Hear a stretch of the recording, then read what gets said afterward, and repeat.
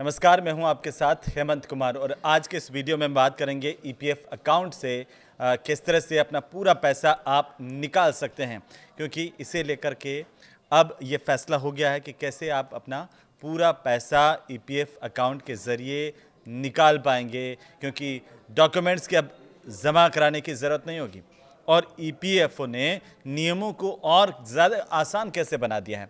यह आपके काम का वीडियो है, इसे इसलिए अंत तक ज़रूर देखिए, क्योंकि ईपीएफ अकाउंट से पूरा पैसा अब निकाला जा सकेगा। एम्प्लॉय प्रोविडेंट फंड ऑर्गेनाइजेशन यानी कि ईपीएफओ ने सोमवार यानी कि 13 अक्टूबर को central board of trustees CBT की बैठक की और इस बात का ऐलान किया। Central labour minister Mansukh Mandaviya की अध्यक्षता में यह बैठक हुई है, जिसमें कई राहत भरे फैसले लोगों के लिए लिए गए हैं और इन फैसलों से जो नौकरी पेशा लोग हैं उनको अपने ईपीएफ से पैसा निकालना अब पहले से कहीं ज़्यादा आसान हो जाएगा। इसे ज़रा समझने की ज़रूरत है, क्योंकि ईपीएफओ की बैठक में क्या क्या बड़े फैसले लिए हैं, इनको एक एक बार हम देख लेते हैं। तो सबसे बड़ा फैसला तो यही है कि अब 100% निकासी की सुविधा मिल गई है। ईपीएफओ ने अपने पुराने 13 जो कठिन नियम थे उनको ना केवल अब खत्म कर दिया, बल्कि 3 अलग अलग कैटेगरी में ये पार्शियल विड्रॉल के नियम बनाए हैं, कैसे आप अपनी राशि को विड्रॉ कर सकते हैं। और इसमें आवश्यक ज़रूरतें हैं, जैसे बीमारी के टाइम में, शिक्षा के लिए या शादी के लिए, और इसके अलावा हाउसिंग ज़रूरतों को भी शामिल किया गया है। आप देखिए, मकान से जुड़े खर्चे अगर आपके आ गए हैं और आप ईपीएफओ की रकम को निकालना चाहते हैं तो कोई दुविधा नहीं है, अब यह आसान हो गया है और विशेष परिस्थितियों में भी ऐसा आप कर सकते हैं।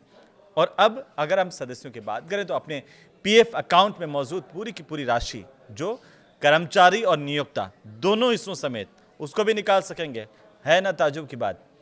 जिसके लिए आप सोच रहे थे वो अब हो चुका है। पहले शिक्षा, शादी के लिए केवल 3 बार की निकासी की अनुमति थी, उस नियम को अब बदल दिया गया है। अब शिक्षा के लिए 10 बार और शादी के लिए आप 5 बार ईपीएफ के खाते से राशि को निकाल सकते हैं। इसके अलावा आप देखिए, मिनिमम सर्विस पीरियड यानी कि न्यूनतम सेवा अवधि को भी घटा करके 12 महीने तक कर दिया गया है, जो पहले अलग अलग ज़रूरतों के लिए अलग अलग थी। बिना कारण बताए निकासी पहले विशेष परिस्थितियों में ही होती थी, जैसे प्राकृतिक आपदा के वक्त में या बेरोजगारी की समस्या से जूझ रहे हो या फिर महामारी में, उसके लिए निकासी के लिए कारण बताना पड़ता था, जिसके चलते कई बार क्लेम आपका खारिज हो जाता था। अब इस झंझट से आपको मिल गया पूरा छुटकारा। सदस्यों को विशेष परिस्थितियों में बिना कोई कारण बताए निकासी की सुविधा मिलेगी, 100% निकासी। और अब आप देखिए, 25% मिनिमम बैलेंस जरूरी होगा, लेकिन क्योंकि ईपीएफओ ने यह भी सुनिश्चित किया है कि सदस्यों के खातों में हमेशा 25% की राशि यानी कि मिनिमम बैलेंस के तौर पर रहे। इससे सदस्यों को 8.25% की ब्याज दर और चक्रवृद्धि ब्याज यानी कि कंपाउंड इंटरेस्ट का फायदा मिलता रहेगा। इससे रिटायरमेंट के लिए अच्छा खासा फंड तैयार हो पाएगा। इसके अलावा ऑटो सेटलमेंट प्रोसेस आसान कर दिया गया है। नए नियम कहते हैं कि कोई दस्तावेज जमा कराने की आपको ज़रूरत नहीं होगी। निकासी की प्रोसेस को पूरी तरह ऑटोमेटिक करने की तैयारी की जा रही है, जिससे क्लेम्स का जो निपटारा वो बहुत तेज़ी के साथ होगा। साथ ही समय से पहले फाइनल सेटलमेंट की अवधि को 2 महीने से बढ़ा करके 12 महीने और पेंशन निकासी की अवधि को कर दिया गया 2 महीने से 36 महीने तक।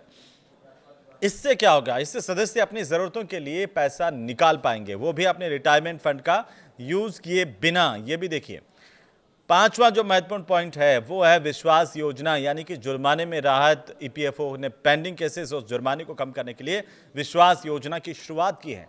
मई 2025 तक 2406 करोड़ रुपए के जुर्माने और 6000 से ज़्यादा मुकदमे पेंडिंग है। इस योजना के तहत अब देरी से पीएफ जमा कराने पर जुर्माने की दर को कम किया गया है, 1% प्रति माह किया गया है, और 2 महीने तक की देरी होने पर 0.25% और 4 महीने तक की अगर देरी होती है जमा करवाने में तो 0.50% का जुर्माना लगेगा। ये योजना 6 महीने तक चलेगी और ज़रूरत अगर पड़ी तो इसे 6 महीने और ज़्यादा बढ़ाया जा सकता है। अब आते हैं पेंशनर्स पर। पेंशनर्स के लिए डिजिटल सुविधा ईपीएफओ ने इंडिया पोस्ट पेमेंट बैंक यानी कि आईपीपीबी के साथ एक समझौता किया है और इसके तहत ईपीएस 95 पेंशनर्स घर बैठे डिजिटल लाइफ सर्टिफिकेट यानी कि डीएलसी अब जमा करवा सकेंगे। इसके लिए आपको चक्कर लगाने की जरूरत नहीं होगी और ये सुविधा मुफ्त होगी पूरी तरह से। ईपीएफओ इसका खर्च 50 रुपये प्रति सर्टिफिकेट वहन करेगा। खासकर ग्रामीण दूर दराज के इलाकों के पेंशनर्स को इससे बड़ी सुविधा मिलेगी और बड़ी राहत मिल सकती है।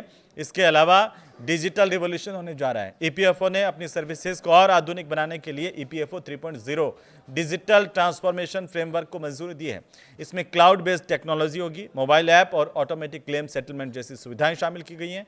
इससे 30 करोड़ से ज़्यादा सदस्य जो हैं उनको तेज, पारदर्शी और आसानी से सेवा मिल पाएगी। फंड मैनेजमेंट में भी सुधार किया गया है। बोर्ड की तरफ से ईपीएफओ के डेट पोर्टफोलियो के लिए 4 फंड मैनेजर्स को 5 साल तक के लिए चुना गया है। ये कदम निवेश को सुरक्षित और विविध यानी कि डाइवर्स बना करके सदस्यों के पीएफ फंड पर बेहतर रिटर्न सुनिश्चित करने के लिए एक बड़ा कदम होगा। श्रम मंत्री की तरफ से इसकी शुरुआत की गई है। श्रम मंत्री मनसुख मंडाविया ने कई डिजिटल पहलों का उद्घाटन भी किया है जो ईपीएफओ की सेवाओं को और ज़्यादा पारदर्शी, तेज और यूजर्स के लिए इसे सुविधाजनक बनाएंगे। ईपीएफओ के इन नए नियमों और योजनाओं से नौकरी पेशा जो लोग हैं उनको अपनी ज़रूरतों के लिए आसानी से पैसे निकालने की सुविधा मिलेगी। रिटायरमेंट के लिए बचत भी सुरक्षित रहेगी, तो आपकी टेंशन खत्म। और साथ ही अगर कुछ भी परेशानी आ जाए जीवन में तो तुरंत ईपीएफओ की जो रकम है उसको विड्रॉ भी कर सकेंगे। झंझटों से मुक्ति और शांति। आपको वीडियो कैसा लगा हमें ज़रूर से बताइए और सब तक ये पहुँचे, सबको जानकारी हो जाए, सब जागरूक बने रहें। इसके लिए ज़रूरी है कि आप इसे ज़्यादा से ज़्यादा शेयर करें। नमस्कार।